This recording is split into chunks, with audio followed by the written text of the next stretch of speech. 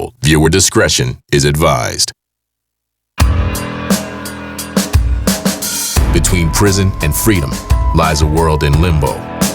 Parole. Some people call them clients. To me, they're still inmates.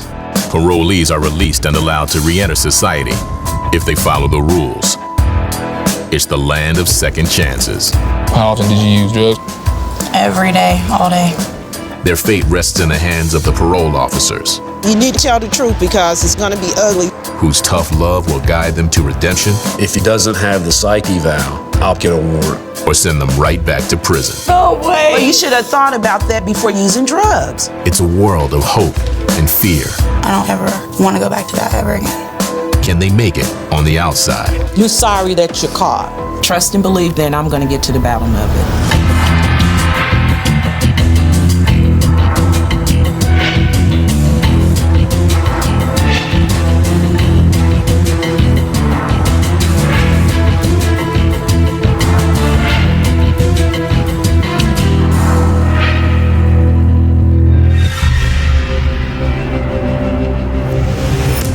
There are more than 10,000 parolees in the state of Indiana. 1/4 of them are supervised by Indianapolis's Parole District 3. We're literally going out to their home and their jobs and stuff. Parole agent Denise Jackson has spent the past 12 years working for District 3. To me, that makes it more dangerous. I can't predict their next move. No, I always be looking around when I'm over here. We don't know what we're going into. Denise has grown to rely on fellow agents as well as her instincts to stay on top of her game. You keep moving around, it's going to hurt. At the end of the day, we're a family. We have to have each other's back. Today, Denise is teaming up with her supervising agent, Renee Henderson, for a trip outside the office. Renee supervises 12 agents and has been with the Indiana Department of Correction for 28 years. She knows all the little tricks that clients will try to play because she's been working with the system for quite some time. Renee will meet Denise at parolee Tabitha Cook's home for a scheduled visit. They're interested to see how she spends her days. 33-year-old Tabitha was sentenced to 10 months in prison for non-support of a child. Tabitha's angry that she's even on parole. She can't believe that she has this felony.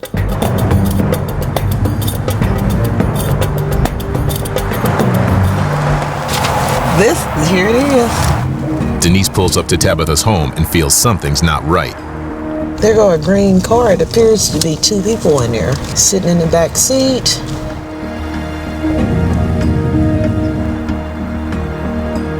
As I was getting out of the car, I seen 2 heads, and the heads just kind of kept sliding down like they didn't want me to see them.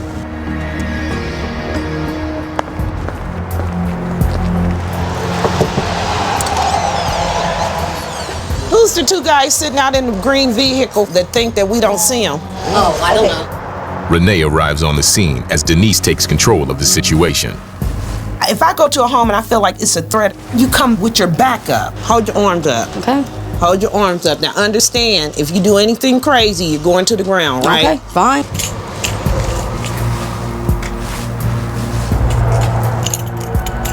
I had searched Tabitha and found keys. Where are you driving to? I was just driving to find a job, ma'am. Tabitha admits to driving the green car without a license. When you head forward, shake your hair out. Run your hands through your hair. Run it forward. In doing a search, I also found $100. Did you know how much money you had? Yep. How you get it? My grandma. Okay, where's your bedroom at? Right here. Let's go. Tabitha doesn't have a driver's license. She doesn't have a job. She's saying that her grandmother gave her the $100, but this whole situation doesn't feel right to me. These red flags trigger a search of the premises. Agents are permitted to search a residence anytime they suspect a parolee is in violation. I want you to sit right there. Where you sleep at? Where you I sleep right here. Okay.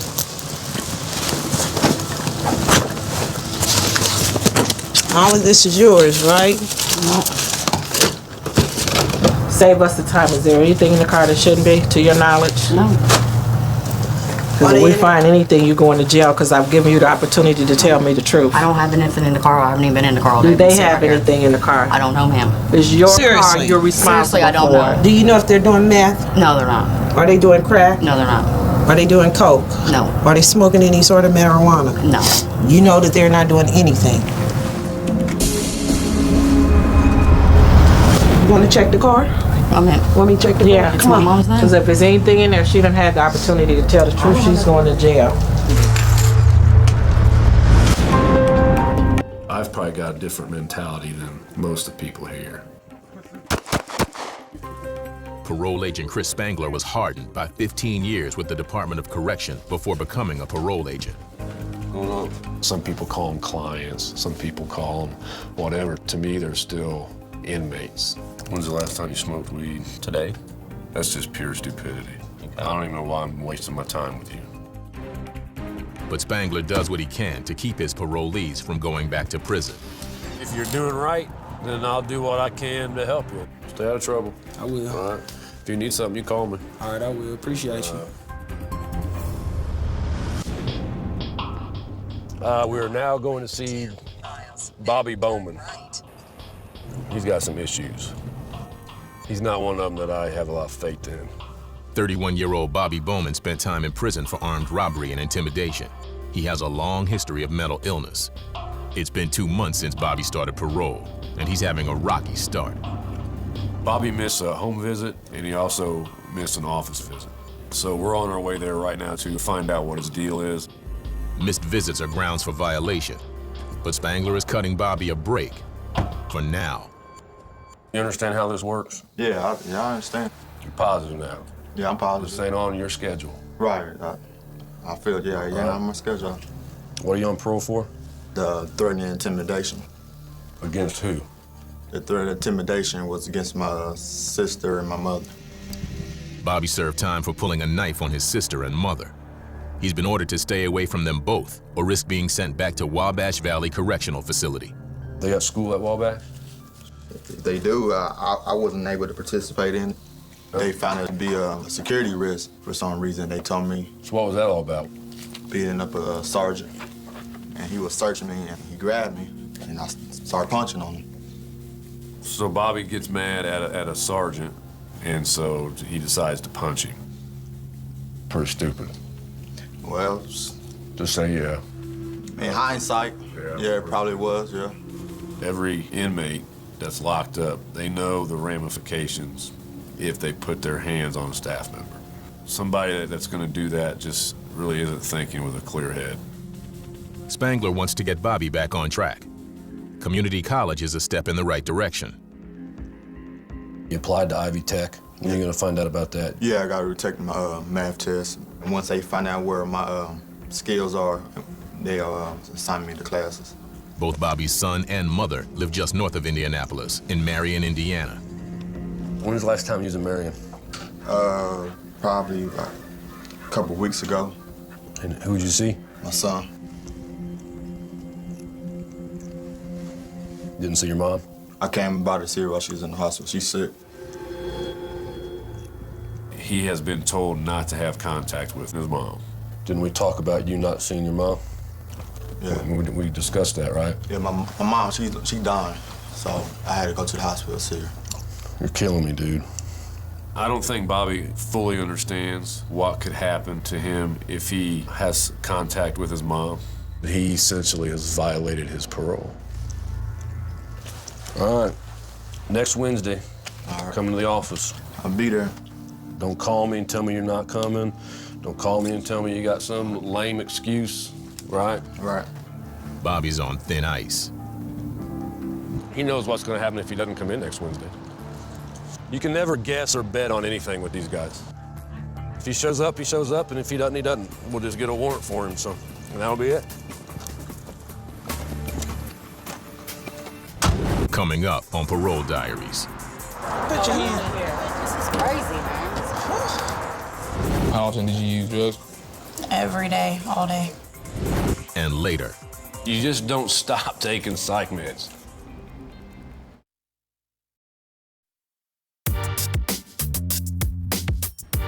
Agent Justin Bennett has great expectations for every one of his parolees. Our job is to help them reform themselves. You're great, Mr. Bennett. Oh, no. I'm just trying to help you out, that's it. But for some, the high road is a tough road to take. As much as you want to help them change their lives and point them in the right direction, some people just don't want to change. But the next time I catch you driving, I'm gonna take your keys. Okay. All right, because you know you can be rolled up on parole violation for that. Okay. You can see the potential in some people. Until those persons want to change themselves, it won't happen. Sometimes that's hard to come to grip with.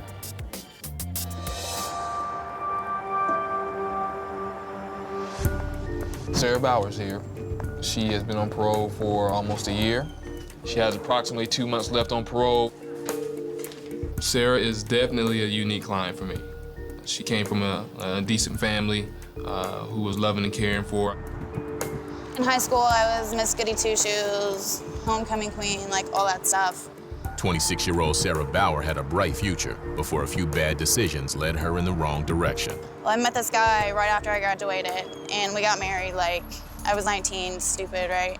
We just started doing like pills and stuff, and eventually, like, it led into worse drugs. Like, I was on heroin for 5 years. Sarah and her husband stole from his job and pawned the goods to feed their heroin addiction. She got caught and served 18 months in prison for burglary, theft, and receiving stolen property. How's work going?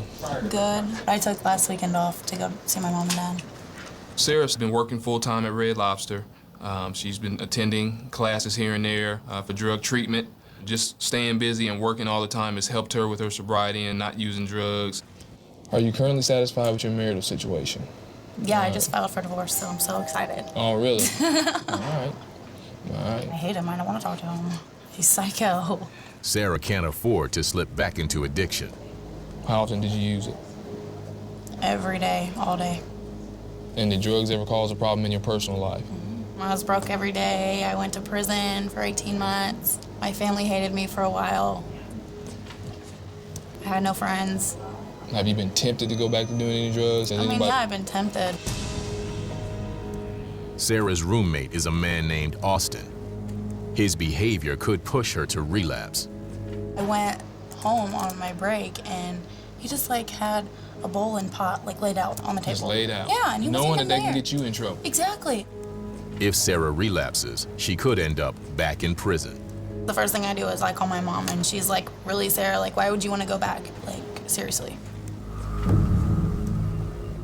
Sarah's got her work cut out for her. 75% of recovering heroin addicts will relapse. With Sarah having only 2 months left on parole, the situation with her roommate Austin has me a little bit worried. You know, you gotta stay out of trouble, all right? What I will do is see you one more time before you get discharged. She has a very serious addiction with drugs. No matter how strong you are, I think you're always gonna be tested. I'll see you in 2 months. All right, bye.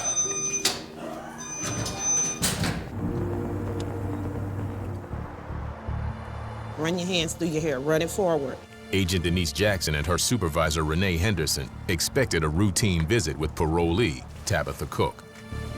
When I was driving up to Tabitha's house, I seen some movement in the vehicle, as if they were trying to hide from me. They're on heightened alert. You want to check the car?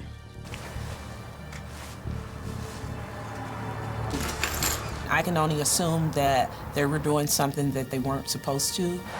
Yeah, look like everybody. You gotta open it from the inside. Why you didn't want her? I'm not allowed to have friends in the house, ma'am. Stand, put your I'm hand. not. This is crazy, man. This is crazy.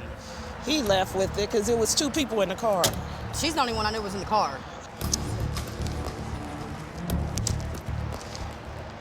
Whew.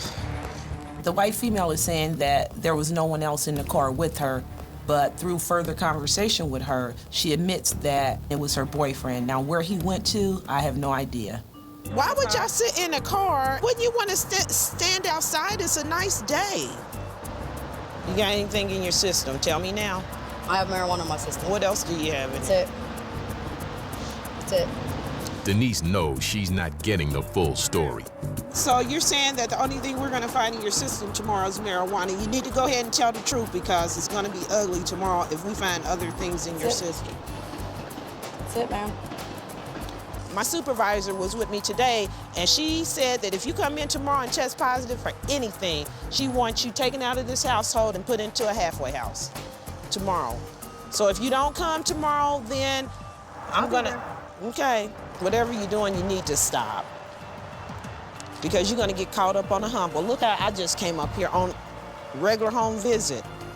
And I see two people stooping down in the car, look like they hiding. I didn't know what they were doing. Go ahead. Denise sends Tabitha inside and gets ready to head back to the office. I was about to pull off and leave when I realized that I had left something with Tabitha. Well, now they're dropping me and I'm dirty. When I went back, Tabitha was just screaming at the top of her lungs. I gotta be there 8 o'clock in the morning. If I piss dirty, I'm going to jail. Tabitha's hiding something. So you want to tell me if you have any other drugs in you? No, I don't. Huh? I don't. Trust and believe tomorrow when she reports, then I'm gonna get to the bottom of it. Coming up on Parole Diaries. If she tests positive for anything, then she's gonna go into a halfway house today. Bobby Bowman, if he doesn't show up today, I'll get a warrant for him. And later. I really hope Sarah didn't succumb to Austin's bad influences.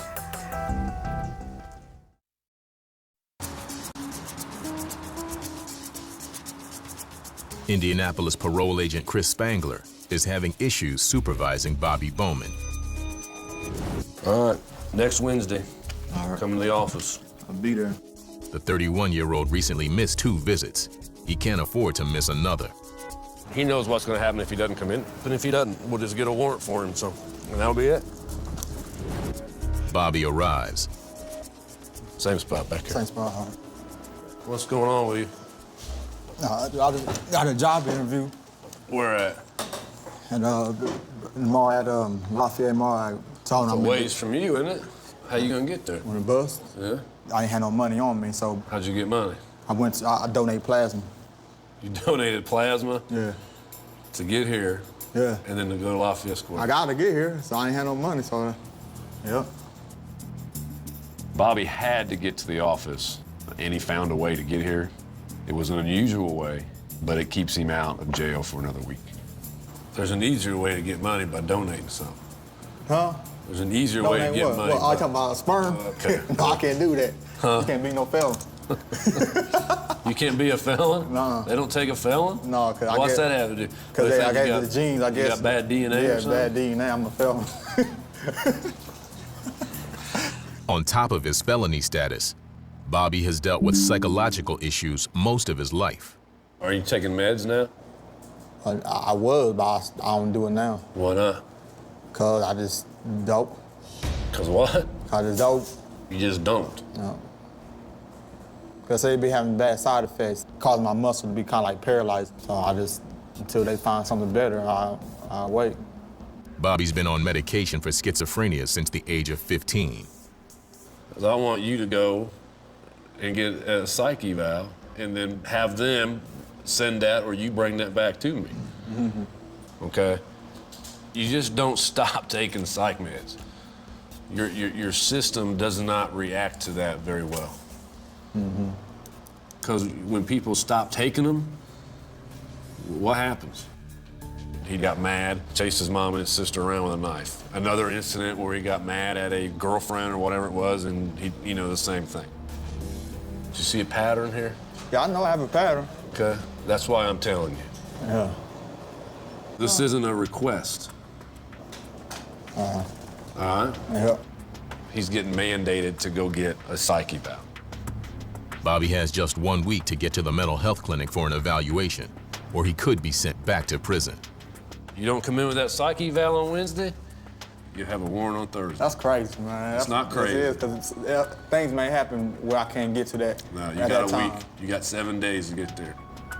You don't want him to do something stupid, or he's gonna hurt somebody or hurt himself. because he's not taking those meds. It's hard for me to control my anger to a point where the way I release is either by, threatening somebody or trying to harm somebody. Bobby must prove that he takes his freedom seriously. If I thought Bobby Bowman was a threat to Indianapolis, Bobby Bowman would be locked up. But can you predict what anybody's going to do in the future? No, you can't. So Bobby controls Bobby's future, not me.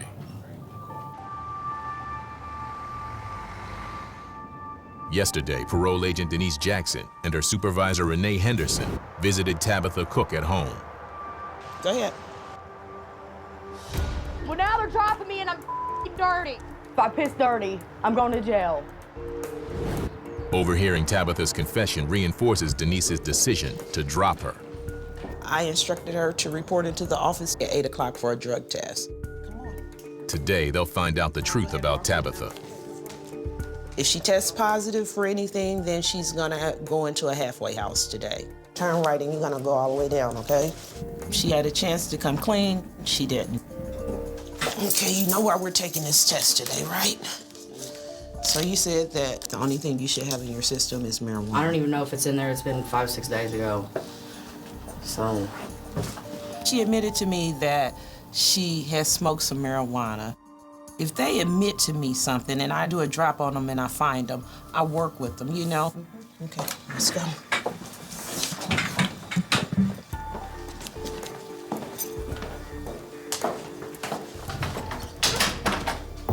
Okay, put the lid on.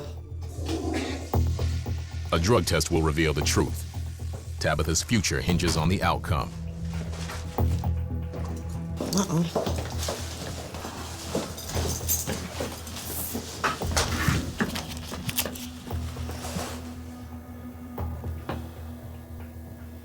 You see that?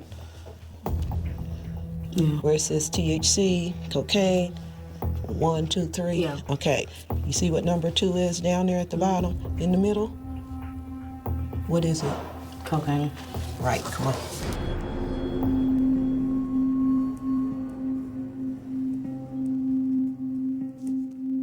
She tested positive for cocaine. Okay, bring her upstairs. Cocaine is only in your system for a couple of days. Tabitha must have done cocaine in the past 24, 48 hours. Denise and Renee meet with Tabitha together. It's time to get some answers.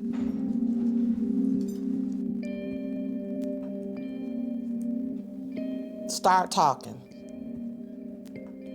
You gotta be honest with us. I'm being honest, I got a problem, but I want to be away from my son. I don't still do nothing for the drugs. My concern is that we asked you these questions yesterday. And I'm scared. And we're very fair. And marijuana should have been the only thing in your system. Are you lacing or what? Yeah. Well, she couldn't have laced because marijuana didn't show. ain't showing up. Tabitha is caught in a web of lies. When a person's doing drugs, they are in denial. You can't believe a word that they say. You tested positive. Why did it take me forcing you to tell me the truth? I have a problem with that. I'm sorry. You're sorry that you're caught. If you really want help, that's the key thing, if you're telling the truth right now. Help. And being away from your son at this point is the best thing for him. Not. Well, you should have thought about that before you started lying and using drugs, Tabitha. Her son went through a lot when she was locked up the last time. If she doesn't get this assistance, her son is gonna go through a whole lot of other things later on. Children of substance abusers are 3 times more likely to become addicted to alcohol or drugs themselves. Time in rehab, away from her 13-year-old son, is exactly what Denise believes Tabitha needs. How long do I gotta stay in here? Until your discharge date. Oh, I can't, no way. What you want to do? You want to go to jail or you want to go to this program? I don't want to go to jail. You know what? It doesn't matter. Wasn't you locked up already? How long were you locked up? 5 months. 5 months. You were away from him then. You were doing That's my drugs, point. I'm assuming, before then. You get out and you still do the same thing. You say that you have a problem, so what are you going to do with this problem? Because in a minute, you're not going to have a choice, okay? With the hopes of helping Tabitha and her son, Denise makes a decision.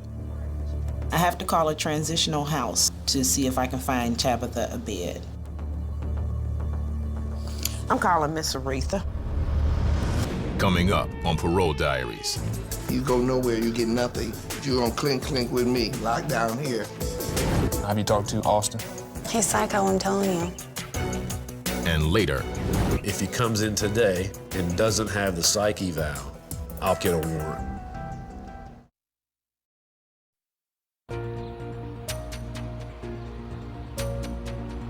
.33-year-old Tabitha Cook is on parole for failure to pay child support. But it's drugs that have gotten her into trouble now. Hey, Miss Aretha. I need a bed. Tabitha Cook, white female. She tested positive for cocaine.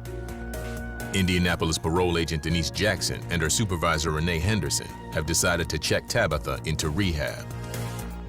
They could have sent her to jail, but chose to give her a second chance. I'm going upstairs to transport her to the Wailing Women's WIN program, Miss Aretha. Tabitha is only months away from completing her parole, but she's gotten caught up in drugs and lies. Think about treatment and getting yourself together. I just don't want my son to go through this without me no more. In the long run, she's not going to be able to help her son because she's either going to be locked up, dead, or, you know, getting him taken away from her anyway. So this is the best choice for her right now. If Tabitha leaves the program, then I'm going to have no choice but to violate her.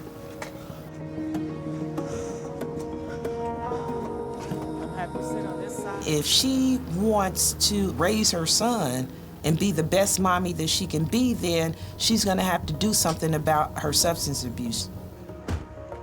Come on, straighten your face up and stop crying and look at it this as a fresh start for you, okay? Come on. Aretha Luster runs Wailing Women WIN. She explains what's expected of Tabitha at this halfway house. It's to assist and help with women in restoration and get their lives back together. When you bring alcohol and drugs into the premises, you're immediately evicted. Aretha shows Tabitha around her new home. You go nowhere, you get nothing. It's after your 30 days. 30 days, you're gonna clink with me, locked down here. I don't alter no rules. The whole thing is this is a home environment, but it's structured, okay? It's for structure. It's trying to help you get ready to go back to deal in the community. Are you feeling better a little bit? No. It's okay. Denise leaves Tabitha in Miss Aretha's hands, but plans to keep a close eye on her. I seen a little light of hope because she understands the program and she knows that it's gonna be a benefit to her. If Tabitha doesn't complete this program, there will be a warrant issued for her arrest, and she will be sent back to prison.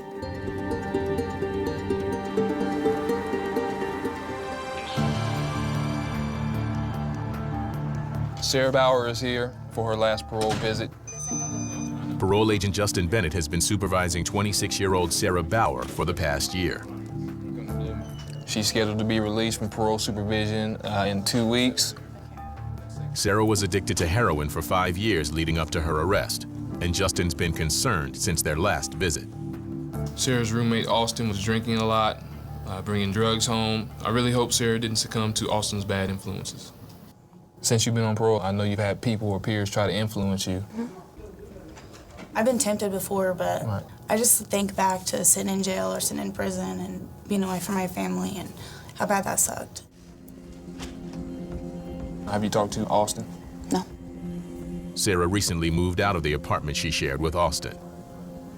I don't know what his problem is. If he's doing drugs, or, but still, we're real close. I mean, it sucks. I know it. I've cut a lot of people out of my life because of drugs and everything.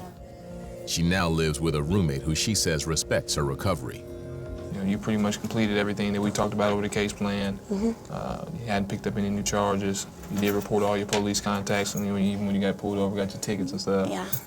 Still working, which is amazing, because not everybody can maintain a job while they're still on parole. I have to. I'm not going back to my old lifestyle. And you said that from the get-go, so that's good. There's going to be more influences in her life, and I think she's looking forward to moving on and trying to be a better person. I don't ever want to go back to that ever again. And that's just what I think of, and how many people have told me they're proud of me since I've got out. Right. And that feels good, so. You've been exemplary for me as far as being on parole. I wish you luck. Thank you. I do like Red Lobster, so me and my wife had to come to Red Lobster. There you go. There you go. I'm there all the time. Congratulations. Thank you. Good luck to you, okay? Thank you, I appreciate it. I think I've helped her prepare to set herself up for success. I have confidence that she'll continue to make those decisions on her own to do it the right way. Coming up on Parole Diaries. What happened? She took out the door. Hi, may I speak to Tabitha? And later. His apartment's just right here. He's supposed to be there, so you guys will take him down.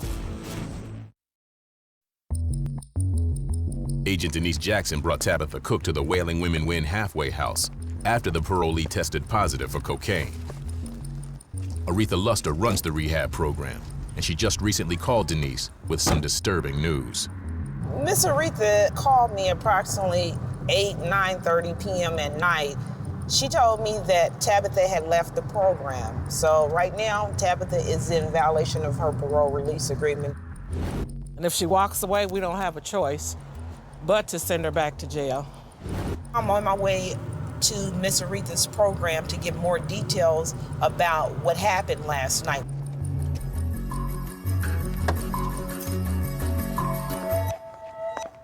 Good morning. Miss Aretha here? Yes, ma'am. What happened? She wanted to see her son, and she wasn't sure if she could do this.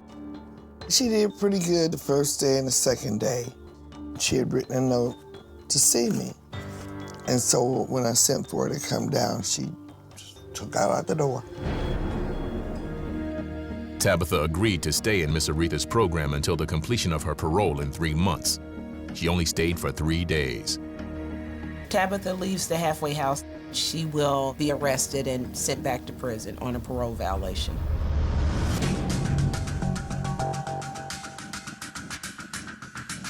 Indianapolis parole agent Chris Spangler is on his way to meet Bobby Bowman at the office.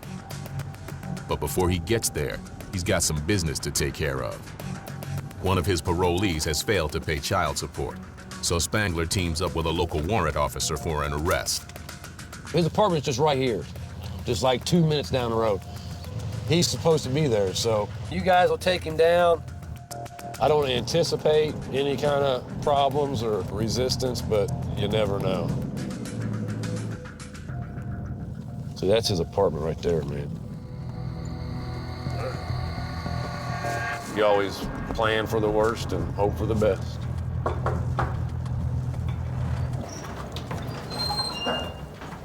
Hey, Randy here? So what's been going on?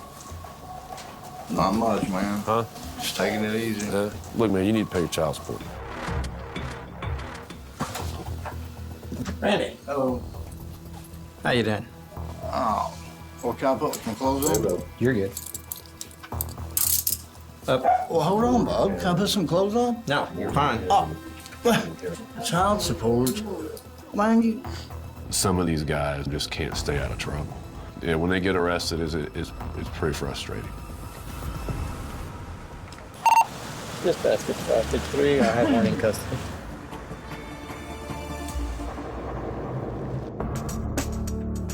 This job would be very easy if nobody got arrested, but that's a major part of what we do. Spangler arrives at the office facing the potential of another arrest. He gave Bobby Bowman an ultimatum. If he doesn't show up with a psych evaluation today, he'll get locked up. So Bobby's out in the lobby right now. If he doesn't have the psych eval, then we'll just arrest him here. Bobby is prone to fits of rage. On more than one occasion, he's threatened those around him with a knife. For this reason, parole agent Chris Spangler ordered Bobby to go to Midtown Mental Health Clinic for a psych evaluation. So what'd they say? They said they'll see me on the 22nd. So you went down there and they made you an appointment? Yeah. He didn't get the psych eval done. He went there and at least got an appointment. I'm good, bro. Okay. I don't know. I mean, we'll let the doctor tell us that, right? Yeah.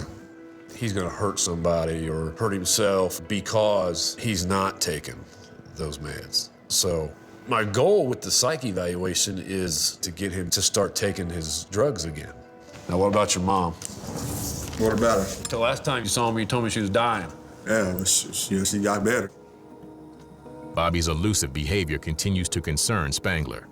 With Bobby, you never know what's really going on in his head. He won't be off the hook until he's back on his meds. It's not his fault that he can't get in and get the evaluation done sooner, but I'm gonna watch him closely until he gets in there and gets it done. Next Monday. Yep, I'll be here. All right, give me 2 minutes.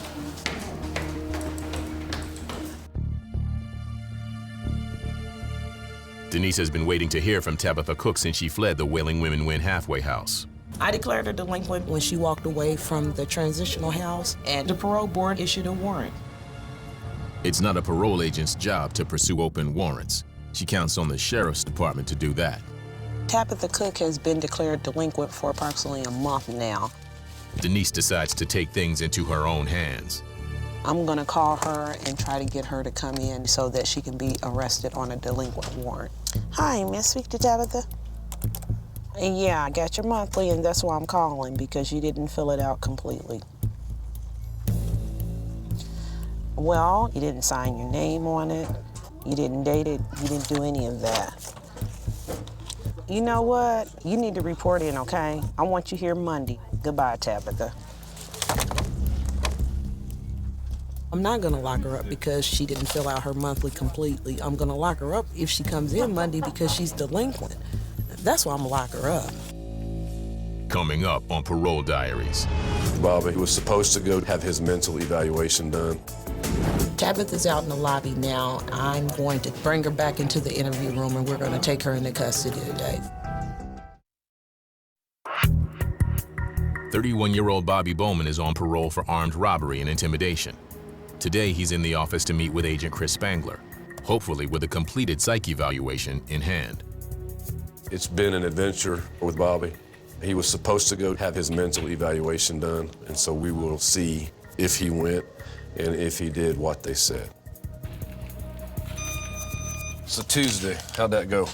They looked back on my history, and they recommended I be put on the same medicine I was when I was incarcerated, which is Prozac for depression, and I can't even pronounce the other name. Novain?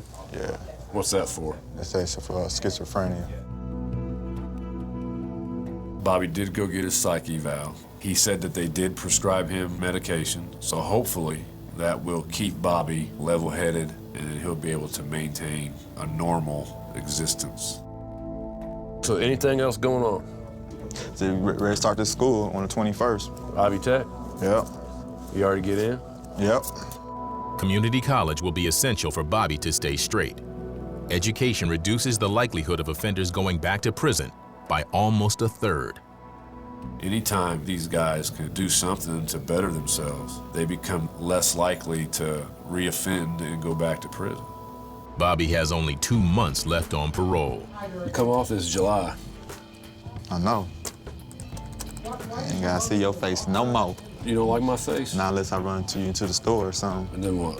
What are you gonna say to me? I'm gonna say, what's up? Is that it? Yeah, I'm gonna keep on moving.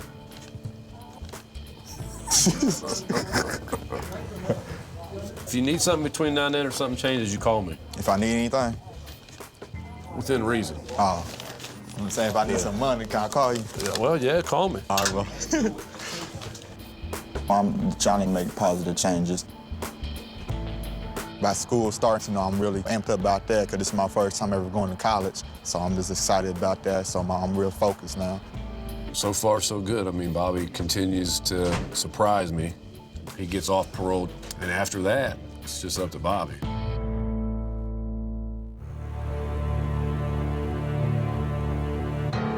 Agent Denise Jackson ordered parolee Tabitha Cook to report to the parole office.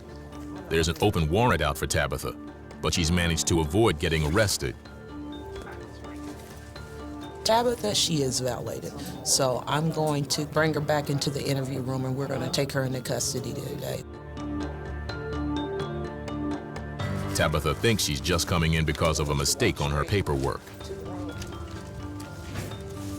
So how's it going, Tabitha? It's fine. I got a job. I'm doing a lot better.